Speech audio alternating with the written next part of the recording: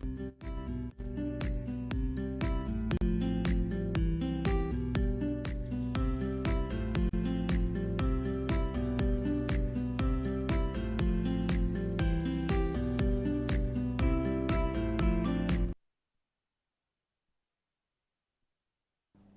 good evening viewers, and it is once again the Business X-Ray Show with me, Charles Woji, and very special guests that we have today. The topic we are discussing is on developing and utilizing business plans. Of course, before I go into the depth of that topic, I'd like to introduce our usual coach, Charles. You're most welcome. Thank you so much, and happy to be here. Very good. Now that's Charles Sochichi, Executive Director, Enterprise Uganda. Now with us today, we have two special guests, our partners, but then also people that are here to share with us their practical experiences in this particular area where we're going to really be breaking down the issues or key aspects there are in. Noah Omugisha is from ABI. Noah, you're most welcome to the show. Thank you. Good evening, viewers.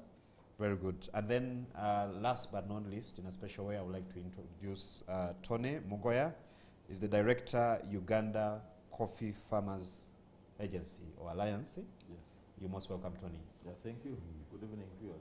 Very good. Yes. Now, the topic for today, dear viewers, as you can see, it really touches the aspect of business plans.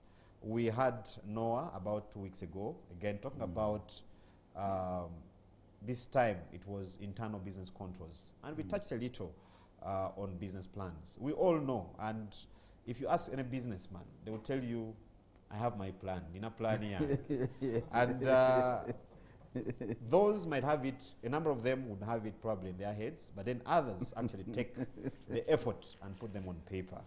But a handful actually managed to really develop business plans that are consistent with what they want to do, or develop business plans out of the need to take their businesses to the next level. We normally develop business plans for other reasons, third-party interests and the like. So today we want to really go deep into that and find out what should a business plan look like, and why don't we stick to those business plans when we develop them. Charles, before we go into the discussion for today, I would like to pick your mind on some of the things that touched you in the week we are concluding today, this Sunday. Thank you so much, Mr. Bwogi, and I want to say that this week has been a very fulfilling week for the country, for me personally, and for the women folks in our country here, because on Thursday, a UN agency called UNCTAD decorated one of our very own, a lady called Adieri Julian Omala. Omala was on this show about 4 weeks or 5 weeks ago, and we looked at her story, admired her story. But as she was seated on this show, we had already submitted her case for international competition.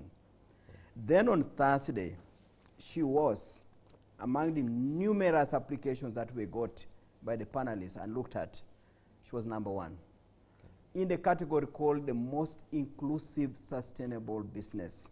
In other words, a business that brings the community into the game of a value chain, keeps them there on merit, not because you are sympathizing that this woman here has no husband, this one here is a widow, just come and be part of my mango orchard. Because she took effort to educate them, to grow those mangoes, and grow them in a way that makes her factory to benefit from them. That story was rated number one. She got the gold award, and I was very, very proud over that. So all that this means is that this country has got best practice. We need to be able to look for cases like the Omalas, showcase them, give them more prominence and support so that they touch more and they become the bedrock on which we try to pick up lessons to do what she has done across the country. I hear you. Very interesting. We had a very interesting discussion last week as well. Yes. Because I know, and I think when you talk about Omala and what she's doing and where she sits at the moment, yeah, it again, in a way, comes back to tying to the discussion we're going to have today. Because I'm sure she's not there by default. Very correct. It was a well thought, Yes. you know, idea from where she sat, Very deliberate, true. and said, you know, let me follow it like this. And I think she runs also a structured business, A not highly an informal structured, very demanding, very engaging, touching over 20,000 Ugandans. Yeah. And these are individuals with all types of aspirations. They want to see you like you are part of government and you should be dishing out a few things here and there. Then you tell them, no, this is about sustainability. So Omala's story is a story that we really need to borrow a leaf from. Yeah. And you are right. Last week we had an interesting case of Achila Enterprises from Soroti. Achila Enterprises is touching the lives of 9,600 farmers, giving them inputs, giving them seeds, but also ensuring that they do whatever they are doing in a manner that makes Achila Enterprises to buy their produce on commercial grounds, not on sympathy grounds. Yeah. And one of the things that came out in there was we could see one thing. One, systems take time, take your energy, take your money, and they can sometimes be frustrating. Yeah. But we also saw that systems are rewarded.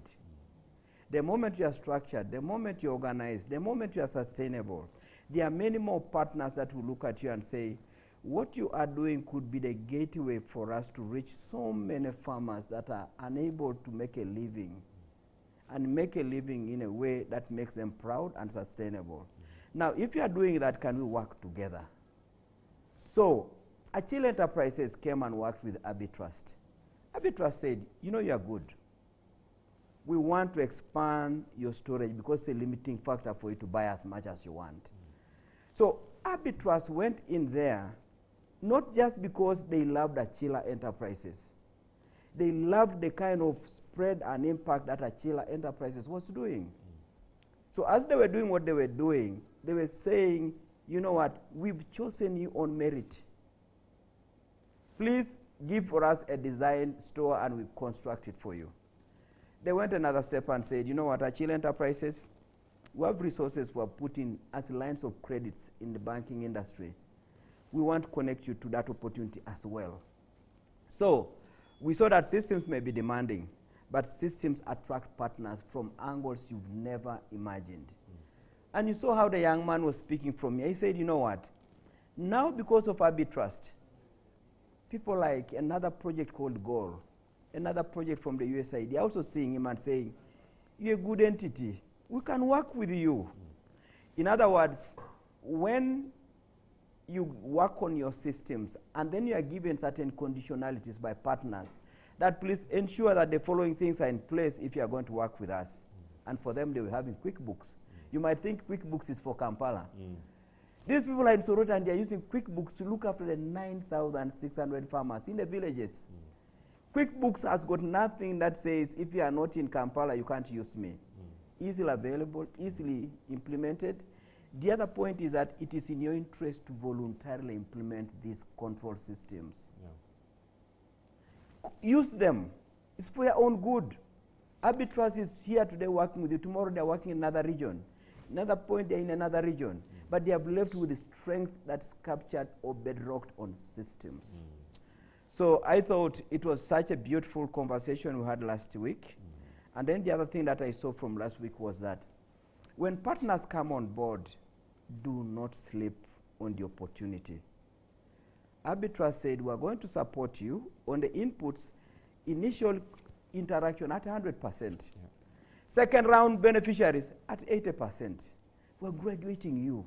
The third round interaction, we shall bring that intervention or support at 60%. In other words, as you work with different partners, merit that partnership. But use it to build the kind of muscles you need to get on to many more opportunities in the marketplace. Because the partners that come and work with you, as I said, they're looking at the entire country. You are one of them. They want to be in another place, in another place, and another place. So do not get into a consortium of partnerships and begin to sleep on them. It's not right. That's good, Charles. And I think it's very, very important because it all begins with, because when you talk about systems, I look at two things. One, what needs to come first? Yes. And that's why we're talking about the business plan. Yes. Because it's like the foundation Correct. upon which, because we, in that discussion we had with Noah, we looked at the different kind of control systems Yes. in an organization. Yes. Procurement, Yes. for human resource and the like. Yes. But all these need to be informed. There has to be a point of reference. Correct. And in fact, in our kind of interventions, when we're educating people on business management, and we Yes. talk of the 5 pillars, pillar 1, we talk of leadership and management, and they are responsible for business plan and strategy. Yeah, They are responsible for procedures and manuals. exactly. So that's where it starts from. Then you can now have your HR that reflects this. Then you can have your operations that reflect this. Yes. You can have your marketing and whatever that reflects this. The financing will also reflect this. Absolutely. So it is that entry point for you to start driving yourself with clarity. Very good. Noah, this is the point where I bring you in. Because last week we really just gave a digest of what, because when you talk about business plans, because we now understand, like Charles has really broken down it well, that's where it starts. You know, you need to have that foundation upon which you're going to develop all these other aspects. And we live in very interesting times, because technology, because when Charles was talking about QuickBooks, I mean, I thought about the merge of technology into business. You know, is helping us to actually arrive at so many of these things. But Yeah. just a digest for our viewers, you know, to have them on board in this discussion quite well and steadily. What are we talking about when we say business plan? Like I said at the beginning, even, you know, someone will say, I have my plan. But what do we mean by this plan we're talking about? Thank you, Charles. A plan refers to a documented pathway Okay. or a documented journey for the future of the institution. It can be a company, it can be, you know, any other organization. But in simple terms, it's a documented journey for the institution. From point A, it can be 2021, to point B, it can be 2025 or 2023, depending on how long you want your forecasting for your MSME. So the problem we usually have with business plans is actually not developing them.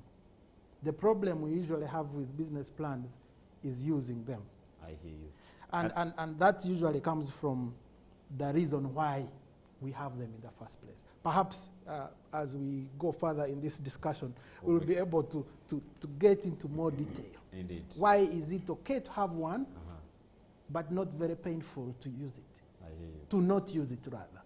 So you find someone has it nicely, you know, well printed, looking good, all text nice, but they are not using it at all. I so get you. that's, I think, you know, quite important for us to appreciate. Very good. Yeah. Now, dear viewers, today in the studio we have, like I said at the beginning, we have Tony Mugoya. And Tony has a very interesting story because his organization really is doing quite some good work with farmers really on the grassroots. And I'm going to ask my producer to really play a clip where we have Tony, you know, working with these people down there so that, you know, we can pick a few things as a way of introducing Tony to our viewers. I'm called Tony Mugoya. I'm the Executive Director for Uganda Coffee Farmers Alliance, and we are a partner of the ABI Trust, ABI Development Group, and basically we are an apex organization of coffee farmer cooperatives. So part of the services that we receive from the ABI group is business development services, and in this there are topics that include development of business plans. Yeah, so basically the modern cooperatives, we have business entities which have to be profitable and sustainable. And part of that plan requires that they have formal and written documents that show or highlight what their goals are, how they are going to achieve those goals, and when they will achieve those goals. So by developing strategic plans and business plans, the cooperatives are better focused as business entities to achieve desirable targets. The deep business plans and the strategic plans help to focus the cooperatives in terms of developing their coffee businesses. And the direct benefits include market access, value addition, and this translates into improved prices that farmers can get. And of course, their livelihoods are improved as well. So the cooperative must have well-defined goals, things that they want to achieve. And then, of course, the second aspect is the issue of methods. How will they achieve those goals? You know, what inputs do they need? You know, or what requirements do they need to achieve the goals? So the second part explains the process or the requirements needed to achieve the desired goals. And then, of course, the third part is the issue of the time frame. When do they want to achieve these goals? By when, you know? So when you have the full picture of where you want to go, how you want to go there, and what you need in what time, then you are able to reach your target. So maybe we're getting business development services support, basically to professionalize these cooperatives and the smallholders, you know, training of the smallholders into best practices and their businesses to be modernized. We're also getting some support in terms of value addition, being able to process our coffee and controlling the entire chain of custody of the coffee. So we are receiving support from ABI to develop the business of the farmers through their cooperatives. So business development services is one of them. They are also supporting us to acquire and install modern processing machinery for value addition. So these two are very crucial in ensuring sustainability. Farmers are able to benefit from value addition, which means increase the prices. And then farmers also are able to receive up-to-date information and knowledge on good practices. So farmers are able to increase their coffee production and productivity and of course their incomes. Okay, this is the Luero Regional Coffee Processing Factory, which has been built by the Uganda Coffee Farmers Alliance with the support from the Agribusiness Initiative Development, ABI Development. And this factory is going to help the cooperatives in this greater Luero region to be able to do primary and secondary processing of their coffee. So this is the first of its kind in this region, and the farmers are very excited. In this sub-region, we have 24 cooperative societies which will come and process their coffee from here. And the farmers are really excited to have this facility in this area. So this is not the only one, but we're also building others in other sub-regions where we have cooperative societies. Kati nsuubira nti nga bwe tuli mu kibiina eky'obwegassi ekyo kya Lugondo Cooperative Society Limited ne balimi bannaffe nga bwe twegattidde awamu okukolera awamu, ate twebaza ne Yusufa mu ngeri ey'enjawulo kubanga batusembereza ekyuma luli tubadde tukosebwa ng'okutwala emmwanyi, transporti, byonna ne lebba byonna nga bikositinga kwegamba byeyongeramu emiwendo egitugibwako. Naye kati twebaza Yusufa ate bwe tusembereza wano ekyuma ekituli okumpi ne bw'ogamba mwana nti vugayo avugayo, kale twebaza olw'ekyuma ekyo kubanga kijja tukolera bulungi tusigale nga ate tufissaako amagoba okusinga ate ku luli tetubadde tufissaawo. Well,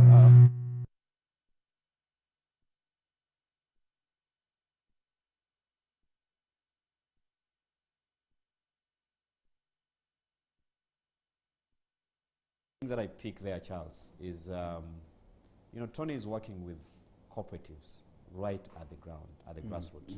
These are cooperative societies.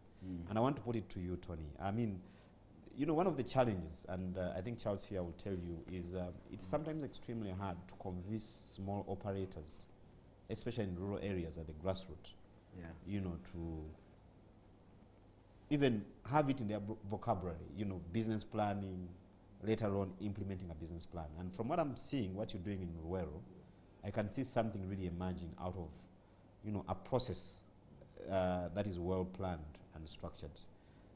Share your experience. How did you or what is your experience in dealing with people at the grassroots, having them to see and embrace business planning? Yeah, thank you very much, Charles. I think everyone, including those in the rural areas, have needs. You know, they have needs, but the way they articulate the needs may be different. Yeah. So the coffee farmers have needs in terms of prices, access to markets, access to inputs, need to improve income for their families. So these needs need to be articulated properly. So what we've done is really to show the linkage between the farmers' needs and their aspirations, and how these can be merged by a business plan. So that helps us to promote more ownership of the business plan among the smallholders. It ceases being a document of the donors or of the actors. It becomes their own document because it speaks to their lives, to their needs, to their aspirations. So for us, that's what we do to promote the adoption and the ownership of these business plans. Okay. Yes. I hear you. So do you, as an organization, help in designing these business plans, or do you empower these guys to develop their own business plans? Yeah, so for us, we use a bottom-up approach. So the business plans come from them, themselves. Okay. Like I said, we align the business plan according to the farmers' needs and aspirations themselves. So we only bring in the experts to help them to document it in a proper way. Otherwise, it speaks their language, it speaks their needs and their hopes. So the farmers have no problem to relate to such a business plan, which they have developed themselves. I hear you. Yes. Charles, you work with many business people, and you help to mentor quite a number as well. Yeah. Why is it so hard for businessmen to actually embrace, first of all, the business planning aspect, and then later the utilization? I think what our leader, Tony, is pointing out here is partly the reason why people end up treating this document as if it belongs, for example, in this case, to Abbey Trust, who wants it so as to give them money for factory in Luero. The exercise for it to result in an owned document, and that aspect of owned document is fundamental. It's too engaging. It involves asking many pertinent and practical questions. It requires you to be very patient with all the stakeholders. Many times, by the time you want a factory, you feel every week you are losing. Somebody is not understanding where you are going. And they seem to be theoretical, they seem to be unreasonable, and you want to see whether there's another person who can move faster than Abby.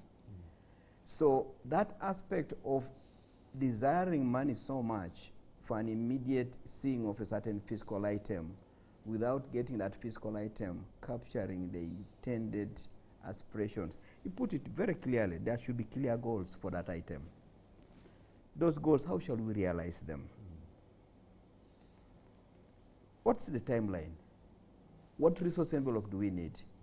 So these are fundamental things here. And should we do all these things here, what do we see as the transformative effect on the cooperative societies, on their members?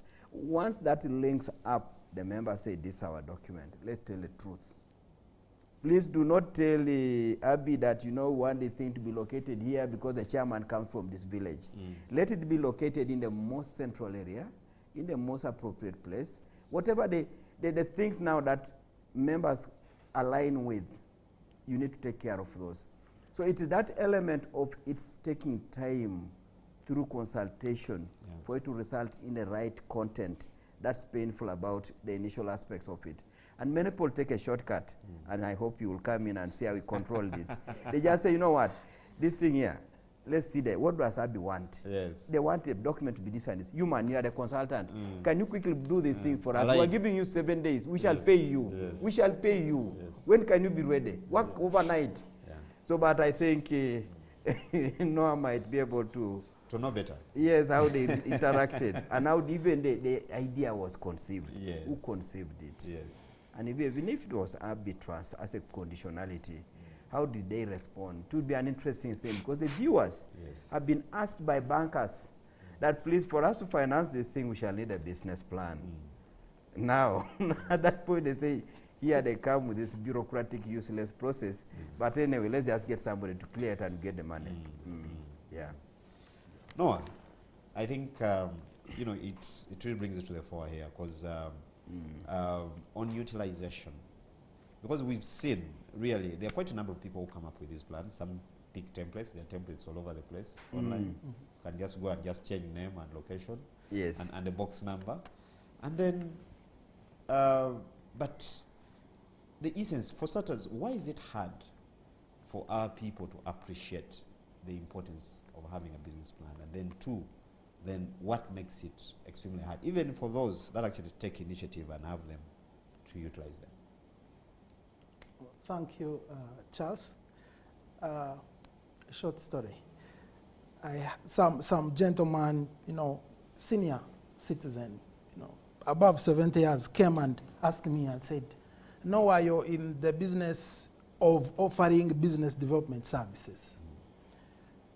I need you to help me convince my children to come and start to participate in my business because I'm growing old.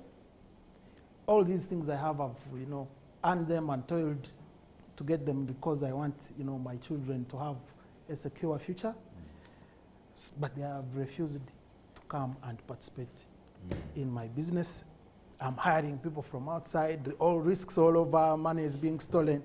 So I told him, the reason why your kids and the friends whom you want in the business have refused to come is because you don't have a business plan.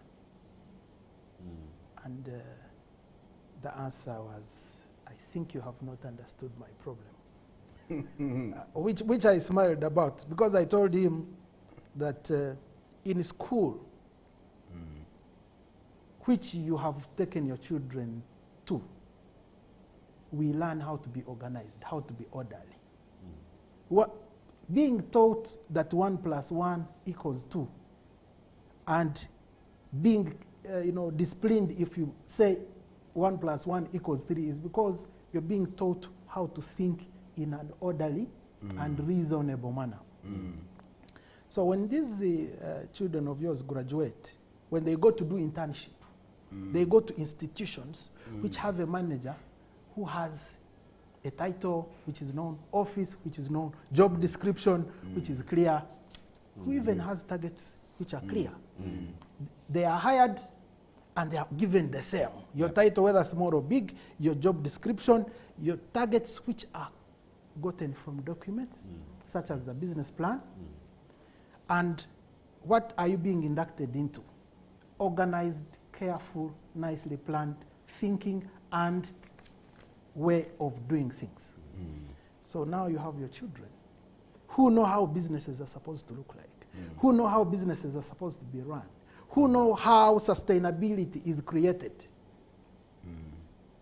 And you have none of those as their dad or as their mentor who wants them to come and participate with you in what you're doing. They will definitely not come. And this is exactly what a business plan does.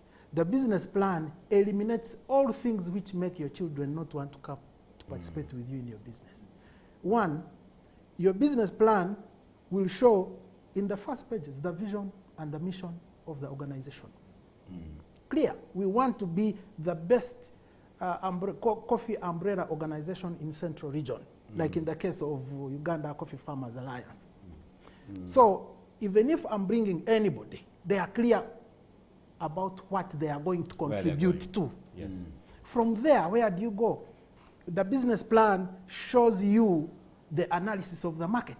It shows you where this organization, called NOAA organization, called Uganda Coffee Farmers Alliance organization, called NTV, called Enterprise Uganda, where it is operating. Who is there? Which gaps are you coming in to address as the organization? From there, you now go into operations. How am I positioning myself as an organization to address this market challenge, but which is a business opportunity for me? The target for exports for Uganda as coffee by 2025 is say 20 million bags. we are at 4 or 5 million bags. What does it mean? So I can decide to say, as Uganda Coffee Farmers Alliance, as Mugerwa Coffee Uganda Limited, as the Noah Coffee Uganda Limited, I'm going to just follow up 5% of the 20 million bags, and I make it my target. Yeah. So anyone who's coming into the institution knows that our objective is to achieve 5% of 20 million, which is 500, which is about 100,000. So that is what business plans do for you. And once you are sure of, for example, the targets you want to produce or sell, then you start to say, okay, where am I going to get the funding? How many staff do I need? Which machines do I need? Which partnerships do I need? I can tell you, with that kind of clarity, you'll be sure, and everybody in the institution, about where you're going, about how you're going to benefit, and about which problem out there you're addressing. So that is it that business plans do for us. They put everybody in the light. Be it the taxman. When they are coming, they will know where they are going and why, what the person they are does, what the person they are going to assess for taxation does. If it is the ABI coming to partner with you, it will be clear. Because we know if one farm on average produces 100 kilos of coffee or 200 kilos, and you want to export 100,000 tons of coffee per year, we know most likely how many farmers you're going to have within your network of producers. So that's the kind of appreciation we need to attach to business plans. Anything else then renders business plans not as important or not as critical for operations as the business plans are. Just to pick up from what Noah said, I wanted them to share how they interacted at the initiation of this idea of getting a business plan to come up, and how the discussion progressed. Because the people watching us here are saying, the only time I've ever thought of that thing was when a banker cornered me. To what extent was Tony into the idea? How did ABI come in so that we begin to see some elements in there that might inform the viewers on how those initial building blocks for this document, how they came up? Because I know I'm a banker, I know how we normally interact with these fellows when they come looking for a loan. I have a target as a lender, and I'm simply saying, the earlier you bring for me the document, the better. So that can be very dangerous. But let's just hear probably. Yeah, I mean, just to answer you, coffee in Uganda is grown mainly by small-scale farmers. And most of these farmers have modest education. So basically, these are people you don't expect to find with a written business plan. However, like I said earlier, that these farmers have needs and challenges. You know, one of the challenges we have in Uganda is that most of the coffee has been sold in the conventional market. So in the conventional market, you are faced with challenges of fluctuating prices. You are faced with challenges of low prices. You are faced with challenges of lack of finance, and you are faced with challenges of lack of inputs. So these challenges have forced farmers to think of innovations and ways of overcoming them. So one of the first things was for them to come together to form these cooperatives. So the cooperative is a business entity that has clear goals and targets. And as cooperatives, we are looking at better access to markets, better access to finance, and being able to advance in the value chain. You know, farmers have always looked at participating beyond just production of coffee to actually processing it themselves. Move up the value chain. Yes, moving up the value chain. So to move up the value chain, you need to be organized because you are no longer dealing with your local middleman who comes with a bicycle to buy coffee in your at your farm gate. You are now dealing with external roasters, you know. So that level of requirement made farmers to realize that they needed themselves to be organized, to be able to interact at that level. So we found that appreciation of the need among the farmers was the best driver for us to adopt and implement this business plan. So, from the business side, the business sense, and I'm sure again our viewers will benefit a lot from this. Yes.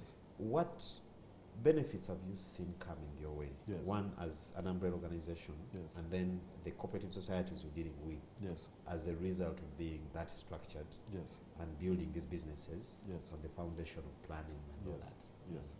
Yeah, so for example, we are able now to sell our coffee directly, you know, to roasters in Europe and in America. Okay. Now, for us to be able to do that, it means that farmers are able to get a very high price compared to the conventional prices. Okay. So there's a very clear difference between coffee that is sold through this direct trading and that which is sold in the conventional way. So when farmers test this price that they are getting through direct trade, they now start seeing the importance of following the business plan and this formality that we are talking about. So it's not just a requirement from the bank, but it's something that translates into improved incomes of the farmers themselves. And because of that, they have the motivation to implement and really to understand and to appreciate this planning and this organization. That's a good one, Tony. Yes. You're dealing with groups, and Charles, we normally talk about group dynamics. It's another animal altogether. Very true. So how hard or easy was it for you, you know, to convince these many heads from different backgrounds that this is the way we should move? We need a business plan, because probably I imagine these coffee farmers in Luero, whereas like for us our problem is the machine. Yes. Now when you start talking about planning, tables, paperwork here, you might say this man is delaying us. Yes. But how did you manage to reconcile those interests and point them in the same direction? Yes. I think the way we did the problem analysis was very important. You know, what resources do the farmers access and control? So that's one side you can look at it. And then also you need to look at the resources that they have, you know, and then their aspirations. So when the farmer sees that you're speaking directly to their livelihoods, you're speaking directly to the improvement of the well-being of their families, then it ceases being a far-fetched idea. It becomes their own idea. It's personal. Yeah, it is personal. They feel motivated and passionate about it. So for us, we're building on the passion that the farmers have, the passion of desiring to improve their well-being and seeing that actually an opportunity exists which they can get. Any challenges? Yeah, of course the challenges were after developing these business plans, knowing what our goals are, what methods we're going to use to achieve them. Then of course there's the element of inputs, you know, what do we put in to be able to operate at this desired level. So that's when we approached the ABI group and said, look, this is what we are planning and this is what we are doing, but we may need you to come and help us where we are not able to. So they came and looked at our structure, and then through partnering with NOAA, they actually created a very big mindset change, even among our members. So that's something that I really appreciate from ABI Trust. It's not just the financial support, but actually the mindset change, the thinking that the cooperatives can have as businesses that has been enabled through their interventions. Noah, you want to come in there? Yes, thank you, Charles. A bit on, you know, the utilization of the business plan. Perhaps the viewer may be interested in appreciating how does Uganda Coffee Farmers Alliance having a deal to export coffee in terms of affect their planning and also the planning for the farmer who is delivering coffee to Uganda Coffee Farmers Alliance for export.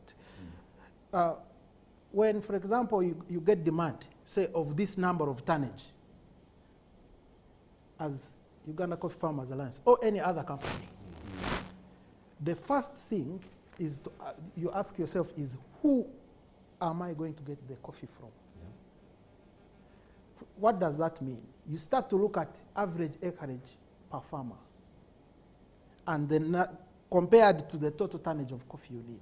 So if I know the coffee I need will come from 1,000 acres or 10,000 acres, based on the yields of coffee per acre, then I also know that on average in Uganda, every farmer has, say, half an acre of coffee for those who are growing coffee. The next thing becomes, how many farmers in total do I need to be able to bulk this total tonnage that I need to meet the demand I have out there for the coffee? What does it also therefore mean for the farmer at the farm gate? Yeah. This farmer who is a member or a subscriber of Uganda Coffee Farmers Alliance is then told in the annual general meeting that we will therefore need each of you to produce at least 100 or 200 or 50 kilograms of coffee if we are to meet this demand that we have secured in Europe or whichever country where the Uganda Coffee Farmers Alliance is exporting to. It therefore means the farmer on his farm will do the mulching, will do the weeding, will do the harvesting, will do everything right to ensure that they at least contribute what they were told is needed from each of them, which will be bulked or taken to the factory for processing before it is exported. So you see how a deal of coffee for a company trickles down in terms of planning up to the household where the coffee is grown. And people who do not appreciate business planning that way will always get challenges. It doesn't matter which sector you're in. If you are not able to break down that tonnage you need to bulk or you need to export, you will not look back at how many people you need to give it to you so that you can have it in time, in the right quality, and the right quantity for you to be able to sell it to the buyer who wants it. No, I like the trickling down aspect in that. Because from the setup of the organization that Tony is dealing with other farmers, other people. Because it's a cooperative society, everyone comes, as an entity in their own right. And the fact that the way you bring it out, that, because of the benefit achieved by exporting to Europe, and you're getting a premium for which this person is benefiting, I can see where the ownership now comes for the plan to really have it deliver the needed impact. And I now imagine a small business operator, and I think we talked about it 2 weeks ago, where I think we had a question where someone is saying, I run a family business. Yes. It's me and my wife and my children. Yes. I mean, how do I build a business plan and that kind of thing? And I think it's a very, very important thing which I want you to again tackle for our viewers probably who missed that show. I mean, how do I make sure that my people, if it's a family business, are actually on board for this or with this plan? Thank you. And then we shall hear how Tony managed to make sure that everybody was on board, including his management colleagues. Exactly. Because they can disagree. Thank you so much. So the starting point always is on the vision and mission. Why are you in existence in the first place? So you're in existence because, for example, for the case of UCFA, you want to bring farmers to be able to do business in coffee gainfully. Now, the second question becomes, who are you working with to achieve this goal? Yeah. And that is why you cannot afford to plan alone. Yeah. At the household level, you as the household head, back to the other example I gave of a gentleman who was complaining that his wife and children are comfortable in Kampala. They don't want to go back to the village where most of his farms are and the businesses. Yes. What is everyone clear? Yeah. That one, they co-own it with you. Two, that they are very, very critical elements to the success of your company. And three, does each of you appreciate their role? If I'm the coffee marketing manager of a company which is exporting coffee, do I even know how much tonnage we intend to market? You must know. and therefore as the head of the company or as the household head which is doing business in coffee, you must bring on board the other person or member of the family or member of management or member of the team of the company that is in charge of marketing. You must tell them, guys, we have a target. We have demand for this tonnage of produce. So you who is in marketing, be aware. There is the production manager. You have a team going down every day on motorcycles, on bicycles, going to farmers to collect coffee. Are they aware of how much coffee they must collect to meet the target of the demand at hand?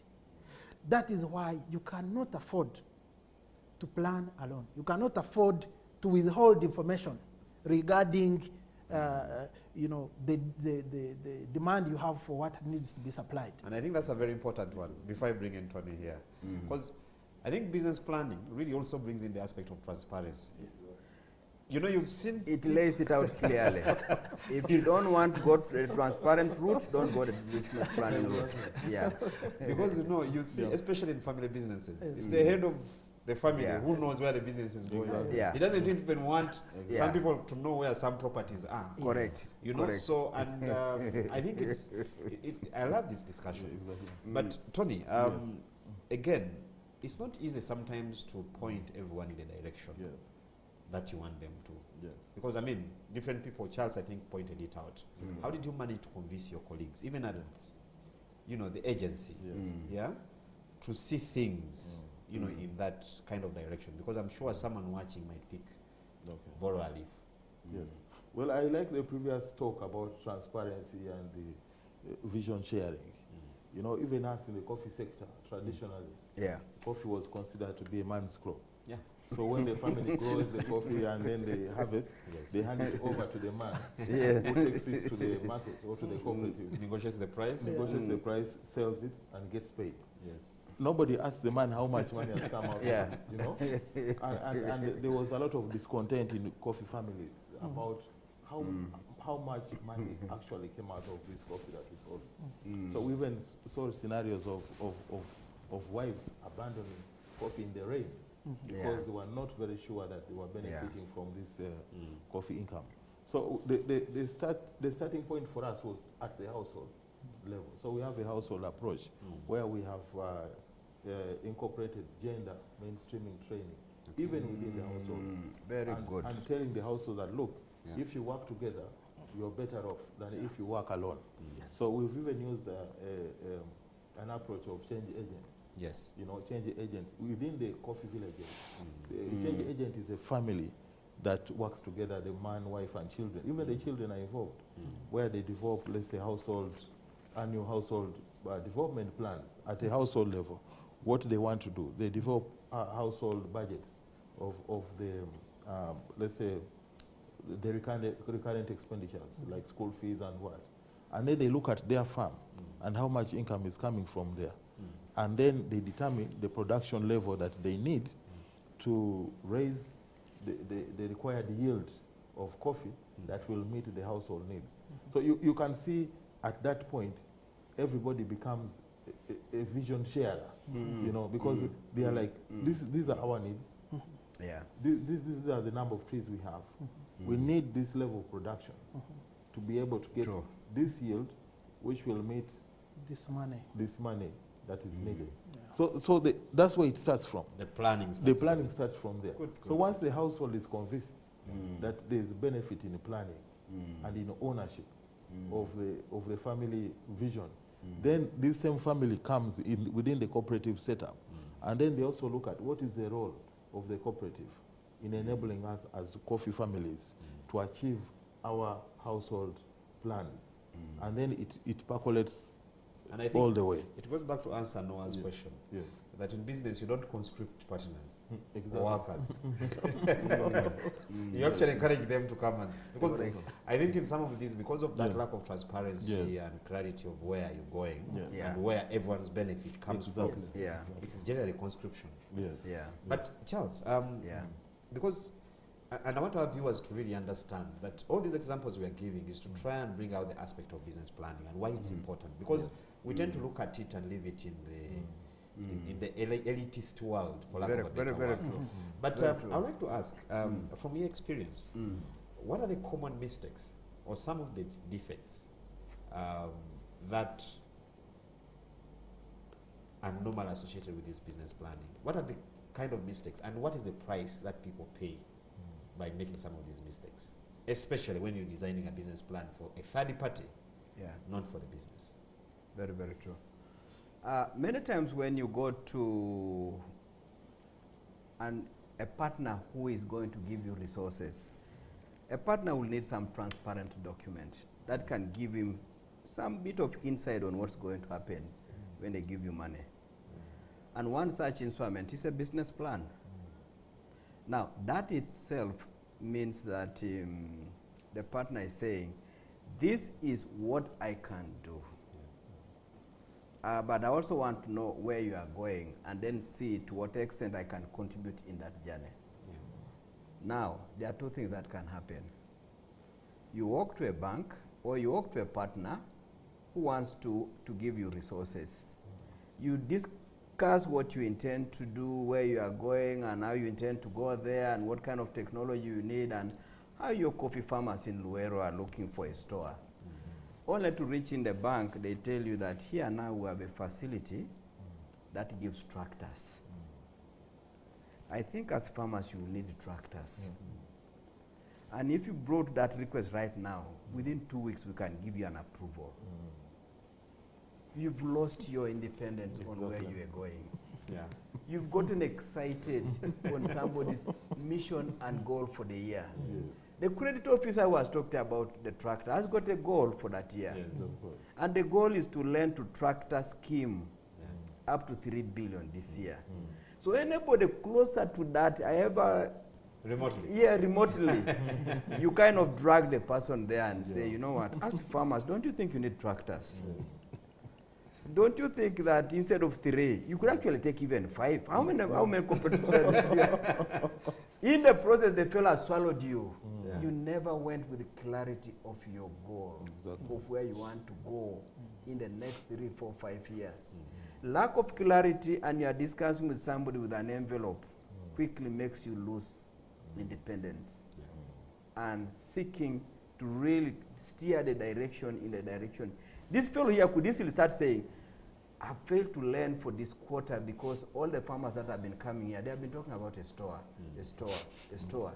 What does that mean? He must now form a memo to inform the bank that, you know what, much as we thought it was tractor scheme, it's actually storage. In the process, the bank will realign and say, the real need is this. You know what, how Tony said? Talk to your members, find their true needs and serve that need. Similarly, the person with resources wants to do that. Abi wants to do the same. So I'm sure if we listened to how Noah interrogated with them, he must have said, you know what, this is what we can do, but we want to listen out to you. I hear you. That kind of clear conversation and not somebody saying I'm inferior to the other partner and I need to tone down my request and begin to follow the other direction. And it goes all the way. Sometimes even somebody will say, no, instead of getting technology of this quality, take this one.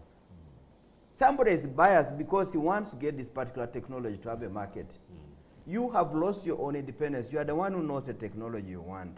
And you know why that technology works best. Make that case. Independence in pursuing your mission.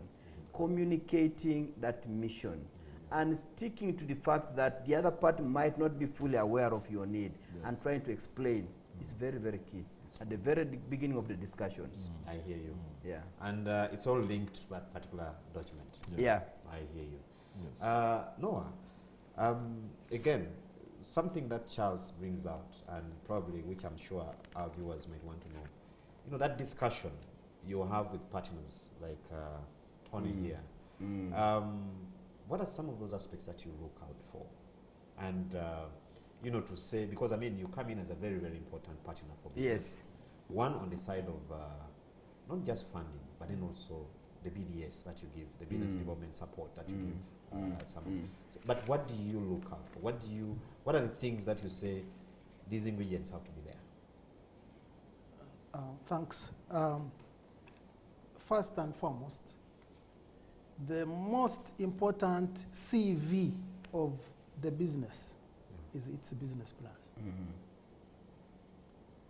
Just like any professional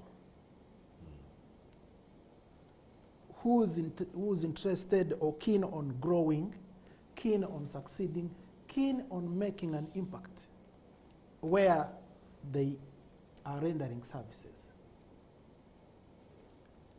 The business plan does exactly what your CV does for you. Remember, when we advertise, for example, a funding window, we say, oh, we want to support SMEs in coffee. We say you apply. Then we tell you this is the required document to submit when you're applying. Just like when you're applying for a job anywhere, they will say, send us the cover letter and your CV. What do we ask you? We ask you for your application and other documents, but most critically, the business plan. What we're actually saying is that we want to see where you are, what you stand for, and where you want to go. The next question when you submit this becomes, does he have the credentials to qualify for a grant, or to qualify for even business development support, or to qualify for a loan that they are asking for? Because we know Ugandans are very sharp. They want, I may have a plan of, say, investing 5 billion in real estate by the time I retire. So what do I say? If I know there is free money somewhere, I form a company, start sending applications. Once I get the grant, then I move the money to my other things I need to do. After all, there is no one to stop me. So when that business plan comes in, then we start to look at each section. Are you well constituted as a business? Vision, mission, objectives. 2, do you have the right staff? What is the organogram, the organization structure? How does it look like? Where do you intend to go between now and up to when the business plan period expires? Then our question, next question that follows is, do we think we can add value to this one? For example, your targets may be too low. And we think you do not need, for example, 1 billion or 2 billion to reach 10 farmers. Or to export coffee from only 10 farmers. It may not be realistic. Yes. So we'll either have a follow-up discussion with you to confirm that the numbers you quote are right, or we may say, since we have 1,000 applications, let's go to the next applicant and see what they have to offer. So that is in terms from the development partner's perspective. This is what we look at, or this is what we look for when we are looking at your business plan. Thank you, Noah. Viewers, we're going to take a very short commercial break. We're discussing business plan, not just the development aspect, but then utilization. If you notice, that's where a lot of emphasis has been placed this evening. But I can see the number of you that are calling in and also sending in messages. We're going to pick those after this very short commercial break.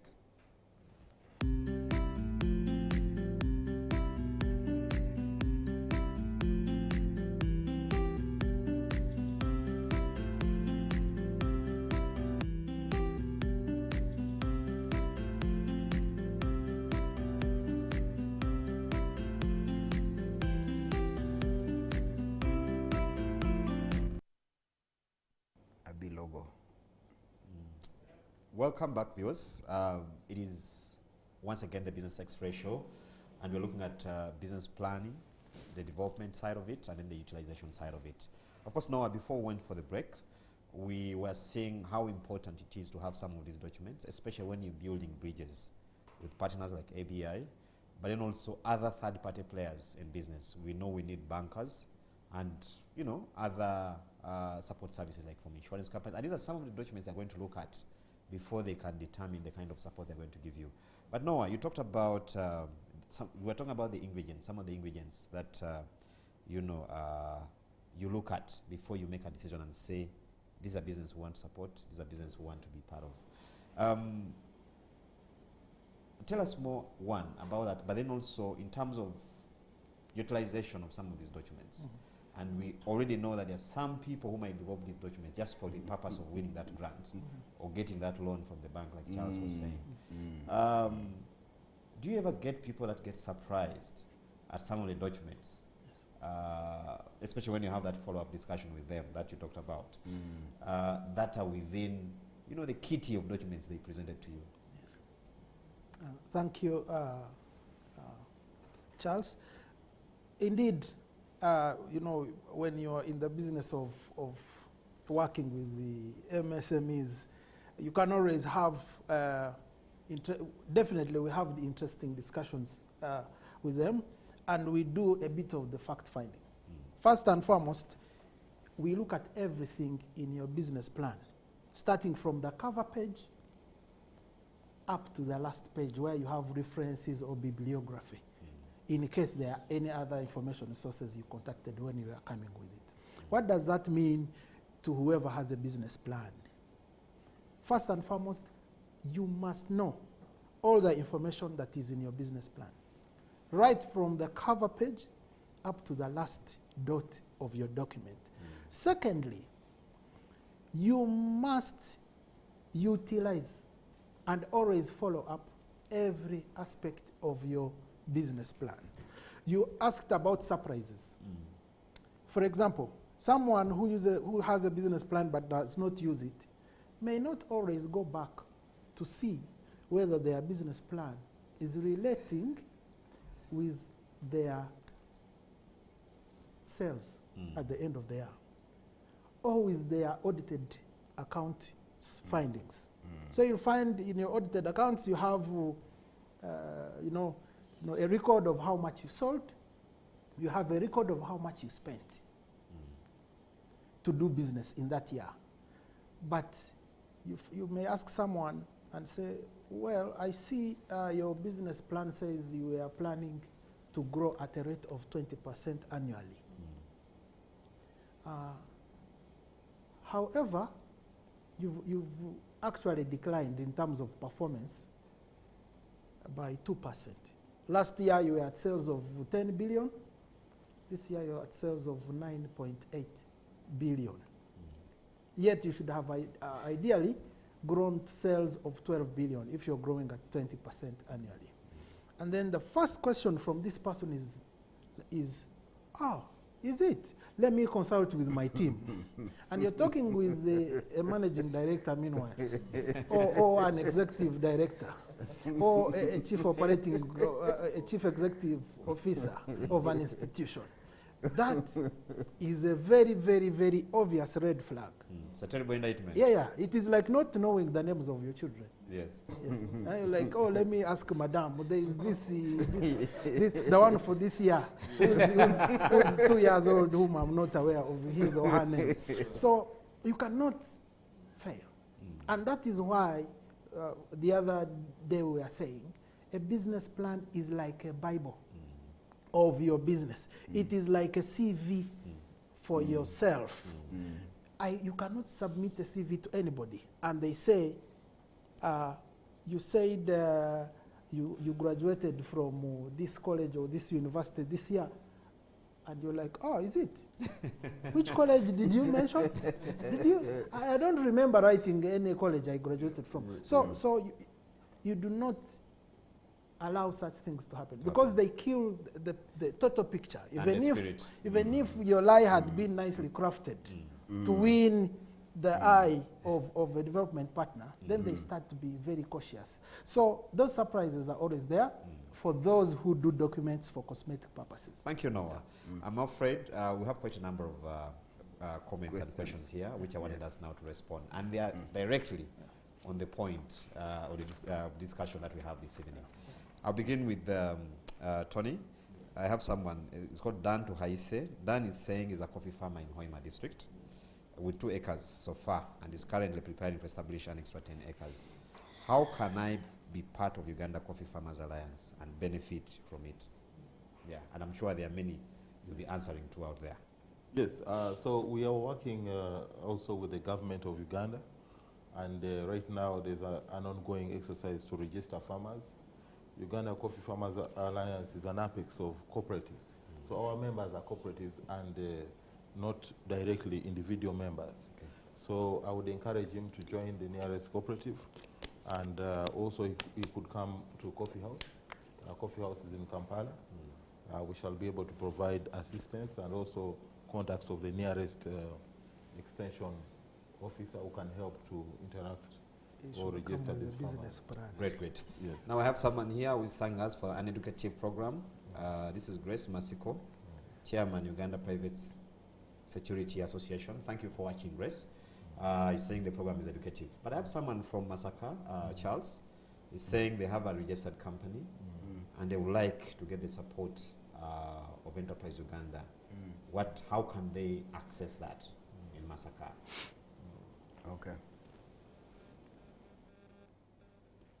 Okay, maybe if you can tackle that as Okay, I can give the Masaka lady a telephone number of a colleague at Enterprise Uganda who can immediately follow up on this request, especially if it relates to a business plan. It's called Noah, 0772 517 471. So that gentleman will receive your call, take your need or your request, and then we shall see how to respond and handle it. Okay. I have Stephen here. Noah, I know you talked about this, but since we are teaching, because what's the principle, Charles here can bear me witness, is that every time we start the business X-ray, there are people who pick their pens and notebook to learn. Very true. So I have one of them, Stephen is saying, Noah, thank you very much for that educative deliberation. Can you please help and highlight the structure, stock contents of a business plan? I need to develop one personally from scratch. Maybe just a digest. Yes. Table of contents. Yes. So thank you, Charles. So I'll go through them chronologically. But again, the information on how it can be structured is available online. But this is what I'll say chronologically about the critical elements your business plan should have. It should have an executive summary. That one contains, touches briefly on all these aspects I'm going to mention below. First and foremost, it should have what we call the synopsis of the company.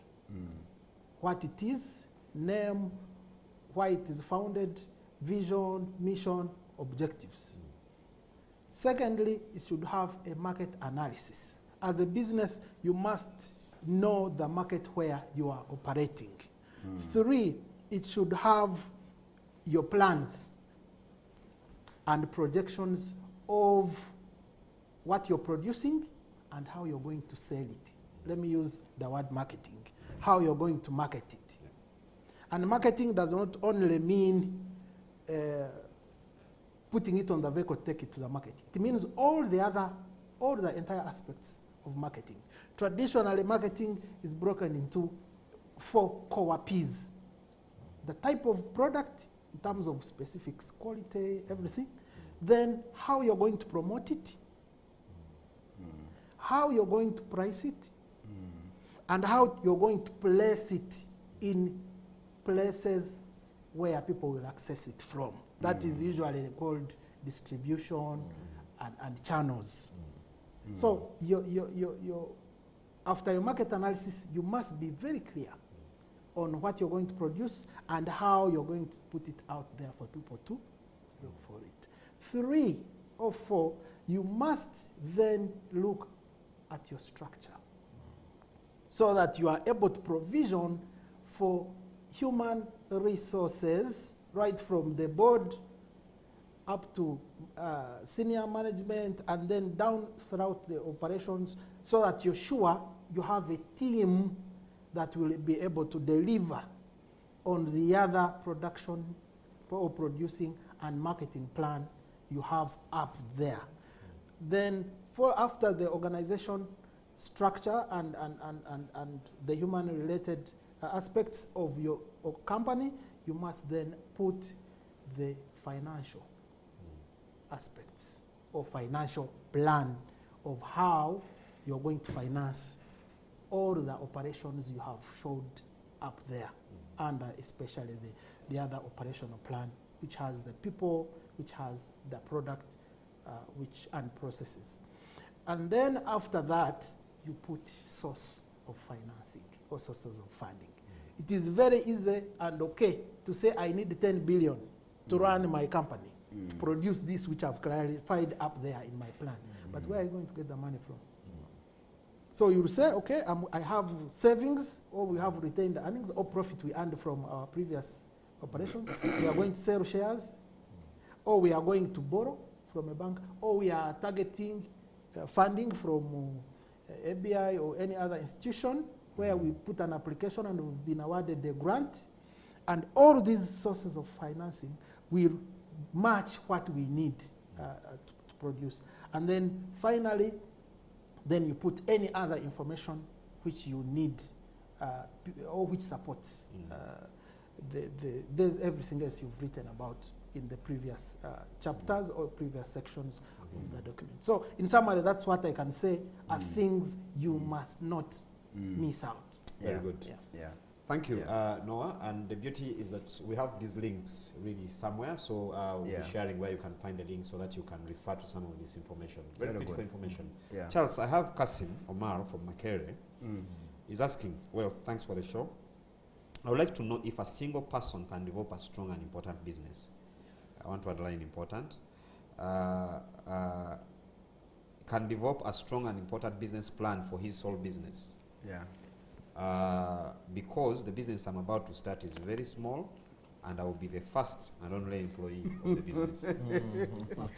No matter how many people own the business plan has got a purpose.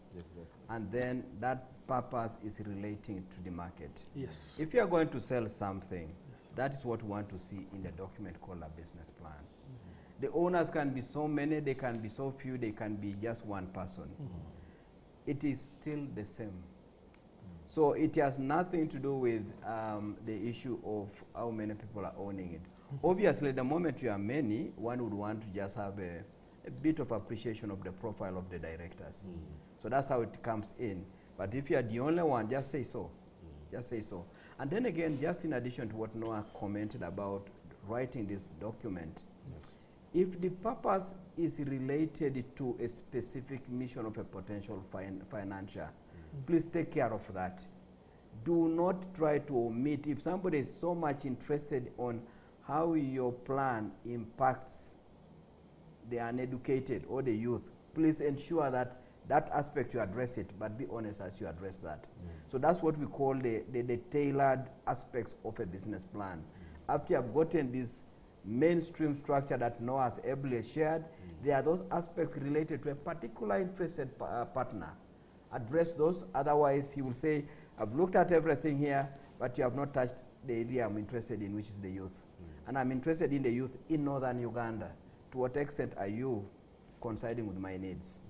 So be aware of who is going to read the document and why also that particular person would be happy to be part of your story. Now we have the micro, because remember in our topic we're talking about the MSMEs. Yes. And I think Nedrick Bahemuka from Kasese falls within this. He's saying, I'm dealing in milk at a capital of 200,000. Which business plan can you give me? Wow. So, Noah. Thank you, Mr. Boji.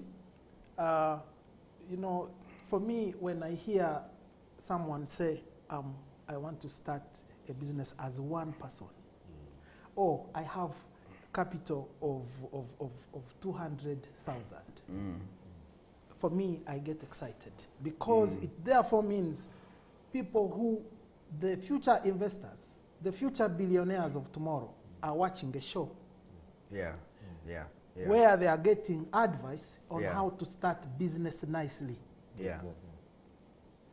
and neatly. You know, I have an issue with people who say, oh, you know, these business plan things. But you see, a business plan does one thing which we are not good at. It helps you to count your money.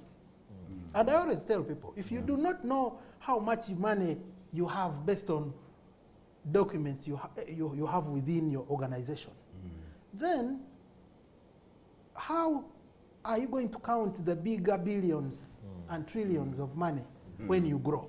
So if you cannot write a business plan of, you know, operations of 200,000, then how do you guarantee that you'll be very proficient at doing a business plan of 1 billion?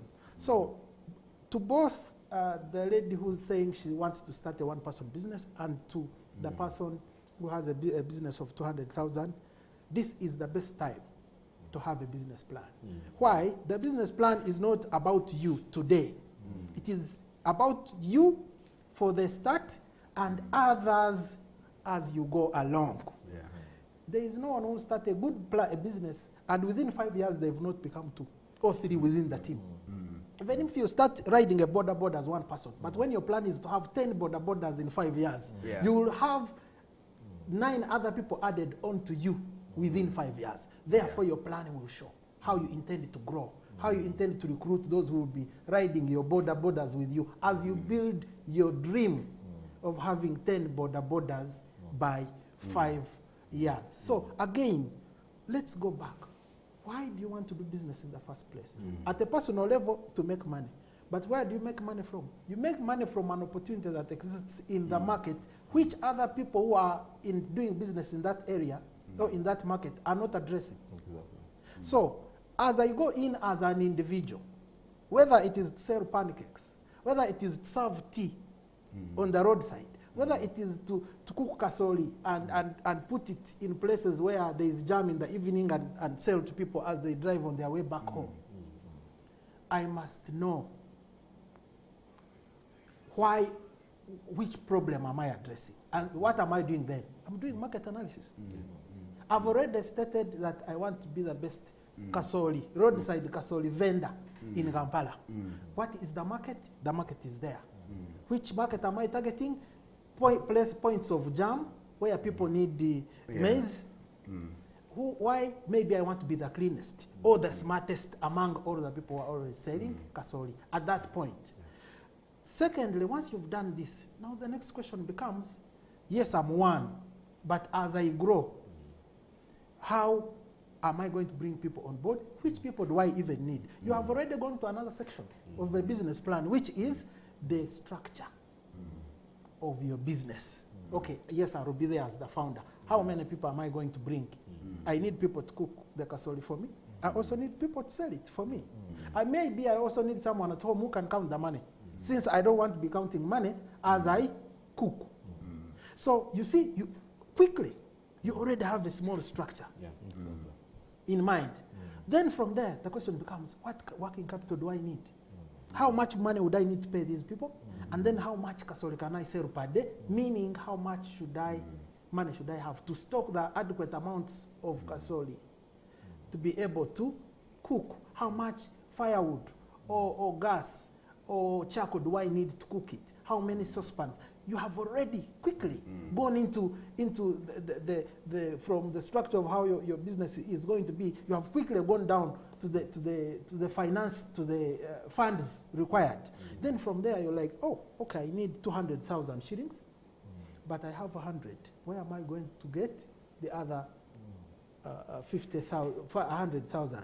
Do I have a friend who can give it to me short term? Do I have some chicken at home? Maybe I can sell 4 or 5 and then raise the money. Or is there a microfinance? Or am I in a savings group where I can go and get the other 100?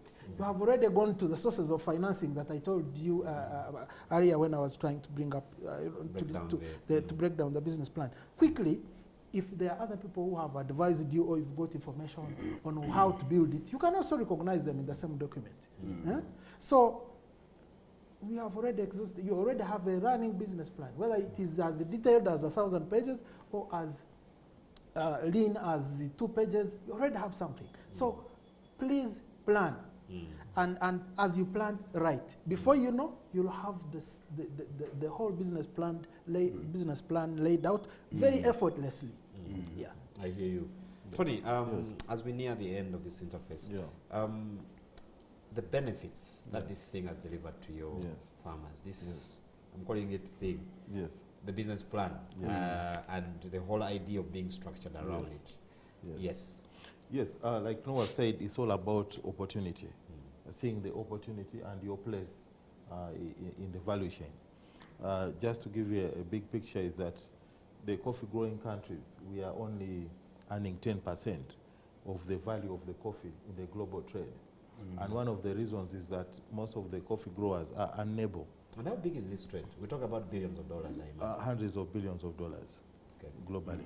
So it's because most of the producers are unable to sell the coffee directly to the final consumers. And why they are unable is because they are not organized. They don't have business plans, you know. They have not planned to reach out. And yet the opportunity that exists in the coffee value chain today is the what we call traceability. All the roasters today want to buy coffee directly from the producers. But because most of the producers are unable to reach them, they are buying over 90% through middlemen. And the middlemen are taking all the money. So we as Africans or coffee growers, we need to make an effort by being more organized to benefit from the opportunities that exist in this traceable direct trade. And the only way that we can do it is by having well-written documents, plans that will enable us to reach there. Charles, how do you want to summarize our interface today? I want to share with the viewers 5 things that will confirm that you have obeyed your business plan. Number 1, the way you have organized your flow of staffing, the organogram. If you have reorganized this to appreciate now you have a bigger operation called technology, a factory in Luero and what have you, and now you have got that in the organogram, because it is a big investment, it means you are beginning to appreciate your business plan. The organogram, I'll check on it to see to what extent it appreciates the elements in the business plan. Number 2, I want to see that your annual work plans, are they coming from the business plan, which is a 5-year document? The thing is 5 years, but every 12 months you're having something you're doing. Where are you picking those activities from? If they are just coming because you woke up today, you quarreled and you say, okay, tomorrow we shall start doing that, you are not obeying the business plan. Number 3, resource allocation must reflect exactly that. You have resources, they are limited, you go and look at the business plan to guide you on how to do resource allocation. Number 4, when you are doing all that, do M&E, monitor then to see that the goals you set out are being realized. Then, as you do the monitoring, do the final thing, rewarding and penalizing. Reward those who meet the targets, penalize and train those who cannot meet the targets. If you start doing this, the document has left the paper. Now it's driving you, and you need to do that. I hear you. Noah, what would you like to end with this discussion? I would like to, inform the viewers who are interested in doing anything that it is okay and it is fine for you to wake up every day to go and make money. That's what drives everyone. Because we are in a capitalist economy, so anyone going out there is to make money, is going out there to make money. But don't forget the process of how money is made. But the most critical guiding document, there are so many documents you need, is a plan which is documented.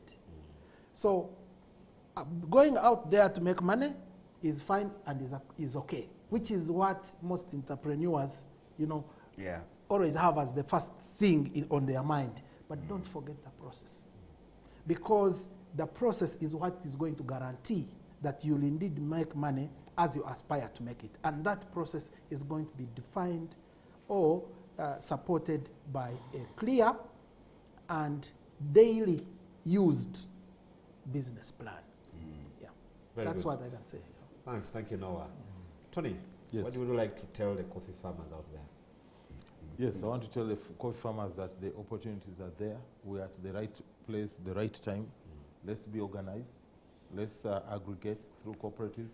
Let the cooperatives be run professionally. We need to have well-written documents and plans. And through these and sharing the vision in our plan, we shall be able to reach our goals. Thank you, Tony. Thank you, Noah and Charles. I'd like to end with the comments from one of our ardent viewers. I must underline the word ardent. It goes by the initials MYN, but we will implore them to actually tell us the full names. He's saying, I'm impressed by this program today, how relevant it is to us. We need these guests again next week. We'll discuss, we'll talk about that. Viewers, that brings us to the end of this week's Interface. We now know why it's important to have these business plans. It's not just a document you do for the bank or for a development partner like ABI.